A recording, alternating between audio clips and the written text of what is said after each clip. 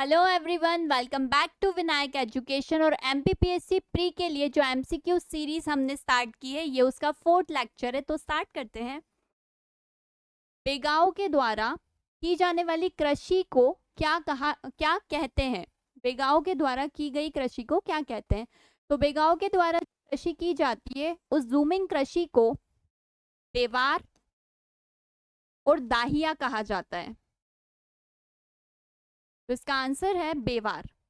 Next question, बेगा पुस्तक के रचनाकार कौन है? तो जो बेगा पुस्तक है, इसको वेरियर एल्विन ने लिखा था। अगर मैं बेगा जनजाति के बारे में आपको बताऊं, तो ये जो जनजाति है, ये मध्य प्रदेश की अत्यंत पिछड़ी जनजाति में से एक है।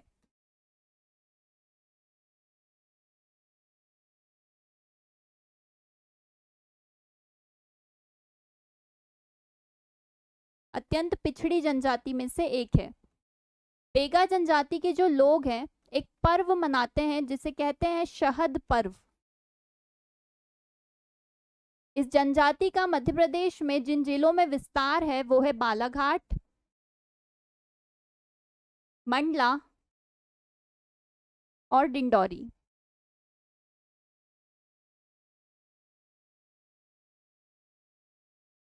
नेक्स्ट है, भांडेर, केमूर और पारसनाथ किस पर्वत श्रृंखला के उप विभाग हैं? तो भांडेर, केमूर और पारसनाथ जो है, ये मध्य प्रदेश में विंध्याचल पर्वत श्रेणी के उप विभाग हैं। अगर मैं बताऊं विंध्याचल पर्वत श्रेणी के बारे में,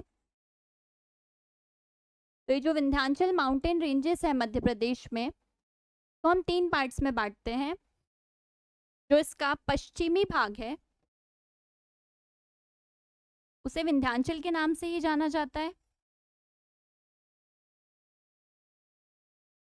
इसके मध्य भाग को भांडेर कहते हैं और इसके पूर्वी भाग को केमूर। विंध्याचल जो पर्वत श्रेणी है, उसमें अगर मैं बात करूं, तो जो मेन मेन स्थान आते हैं वो है मांडू, अशरफी पहाड़ियां,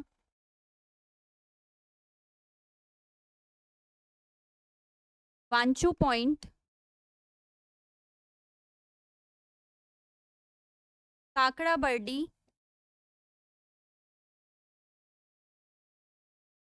भीमबेटका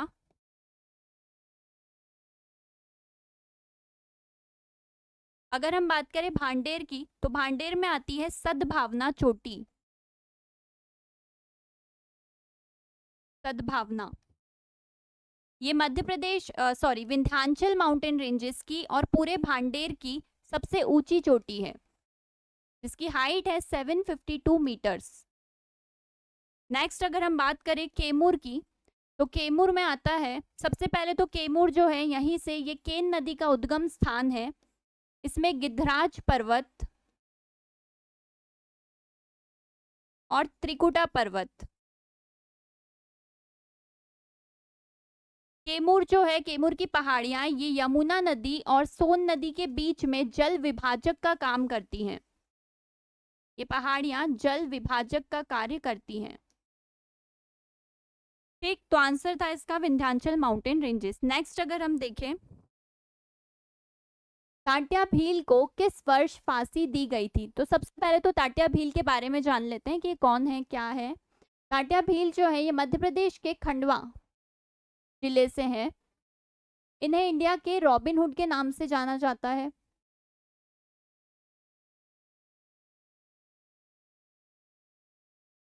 खंडवा में भी पंधाना तहसील से ये बिलोंग करते हैं।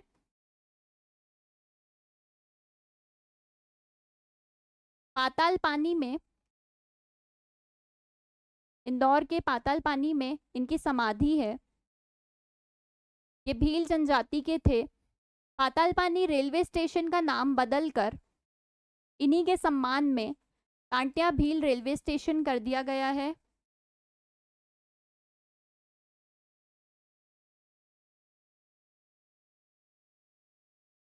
एटीन 1857 की क्रांति में इन्होंने भाग लिया था। तो तात्या भील को फांसी कब दी गई थी? तो तात्या भील को अंग्रेजों के द्वारा 1889 में फांसी दी गई थी। नेक्स्ट क्वेश्चन, मध्य प्रदेश राज्य का भौगोलिक क्षेत्रफल, मध्य प्रदेश का एरिया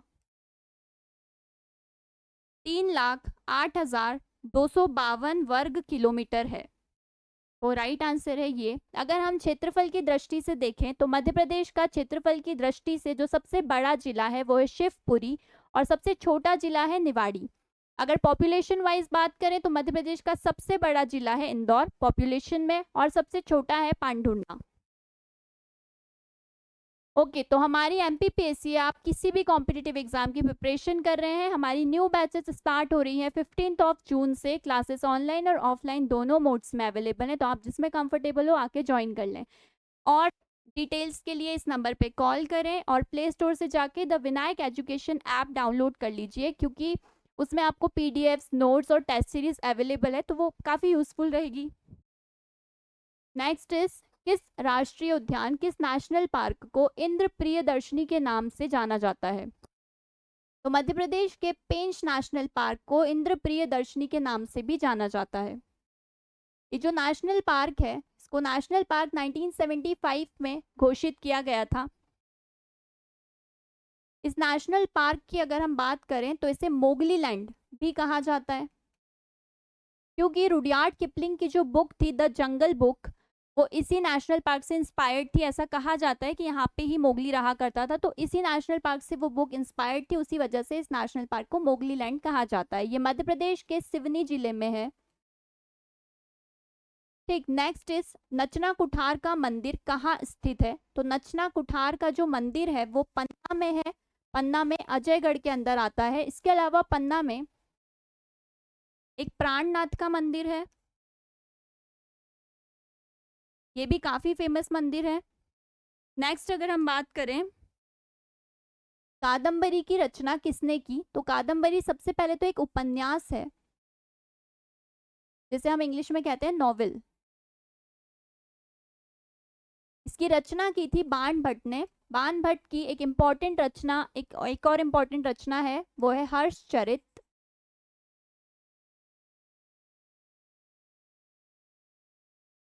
ये जो कादंबरी उपन्यास है इसको दुनिया का पुराना उपन्यास, दुनिया के जितने पुराने उपन्यास है उसमें से एक माना जाता है। नेक्स्ट इज कुछ इंपॉर्टेंट फैक्ट्स जो आपके एग्जाम के लिए काफी इंपॉर्टेंट है। बुंदेलखंड पठार की सबसे ऊंची चोटी सिद्ध बाबा चोटी है। चंबल नदी की सबसे बड़ी सहायक नदी, सबसे बड़ी ट्रिब्यूटरी है बनास। चंबल नदी पे 3 इंपॉर्टेंट परियोजना है।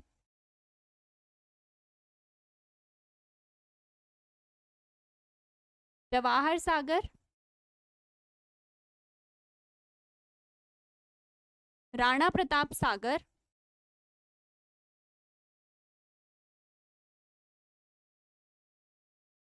और गांधी सागर। ये जो गांधी सागर परियोजना है ये मध्य प्रदेश के मंदसौर में है। राणा प्रताप सागर और जवाहर सागर राजस्थान की परियोजनाएं हैं।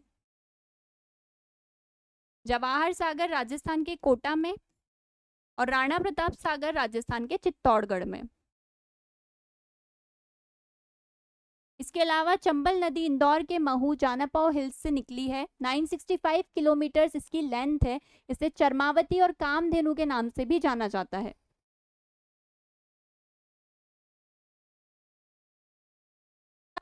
की अगर हम बात करें तो ये सुक्ता नदी पे खंडवा में स्थित है। नेक्स्ट है काली मिट्टी का काला रंग किसकी वजह से होता है? तो काली मिट्टी का काला रंग जो है वो टिटेनिफेरस मैग्नेटाइट और ह्यूमस की वजह से होता है। ये सेल्फ प्लगिंग होती है, ब्लैक सॉइल जो होती है वो सेल्फ प्लगिंग होती है। नेक्स्ट इज, मध्य प्रदेश में आम अनुसंधान केंद्र कहाँ पे है? तो मध्य प्रदेश में मैंगो रिसर्च सेंटर जो है वो रीवा के गोविंदगढ़ में है। मध्य प्रदेश में आम की 2 प्रजातियां काफी फेमस है। जो आम की प्रजातियां हैं वो एक तो नूरजहां आम की जो अलीराजपुर के हैं और रीवा के सुंदरजा आम। तो थैंक यू, मिलेंगे नेक्स्ट लेक्चर में और प्यारी प्यारी जानकारी के साथ और प्यारी प्यारी डिटेल्स के साथ। अगर पढ़ाना अच्छा लग रहा हो तो चैनल को सब्सक्राइब कर दें और वीडियो को लाइक कर दें। Thank you.